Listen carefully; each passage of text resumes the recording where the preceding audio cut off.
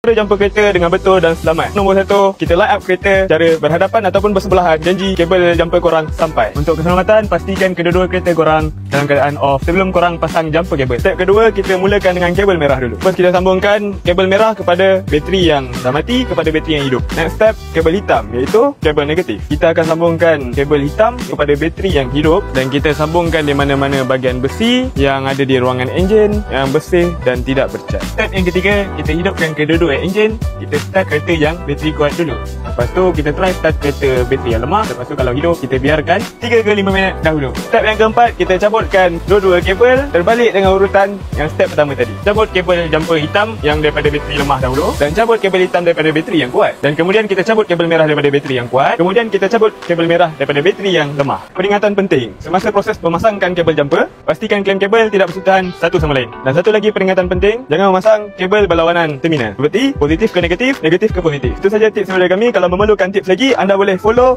like and share di page Facebook, Instagram, TikTok, di Garage dan Basiku kami.